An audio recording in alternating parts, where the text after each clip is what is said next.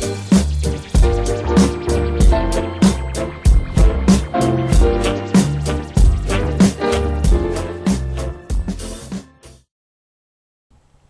everyone, it's Leah Coss with the Mortgage Center. I thought this would be a really pretty backdrop because the flowers have just started to bloom and stuff like that, but there's actually a lot of bees back there and I'm allergic to them. So I'm going to try and make this quick for you. I want to talk about unauthorized basement suites. I had a call from a client who found me online and they were asking, hey, the city has called me or written a letter or however they communicated with them and said, we're coming by.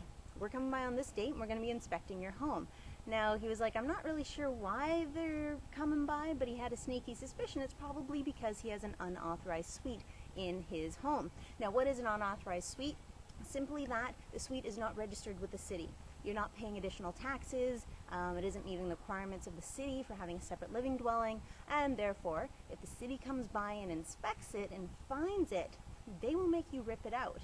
So his question was exactly that. What are the repercussions? He depends on that income, so what can he do to keep the suite? Is he going to be handed a big bill for a penalty or a fine? Are they going to let him keep it? Things of that nature. Well, first thing you need to do if you have an unauthorized suite or are looking to purchase a place with an unauthorized suite is go to the city and just find out what are the requirements that you need to have a separate suite. Now, in a lot of cities, you don't need anything, okay?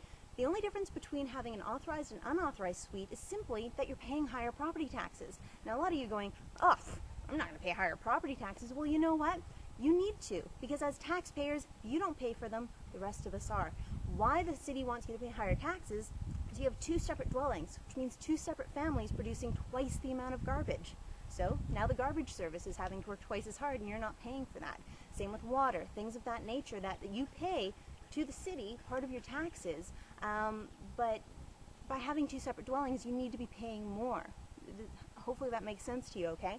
So in a lot of cases, if the city's going to come by and do a checkup on your suite and you don't want that suite getting ripped out, then guess what? You're going to have to pay those higher property taxes, okay? But for some cities, for example, Vancouver, there are somewhat few more hoops that you're going to need to jump through. For example, if you're going to have a separate living dwelling in the basement or as a duplex or something like that, you're going to need a certain amount of sprinklers in certain places. You're going to need windows, and you're going to need a separate entrance and different requirements like that. So definitely go to your city and see what other requirements are there. But if the city does find out that you have an unauthorized suite, then they can make it so that you have to rip it out. And what are they going to make you rip out? The kitchen.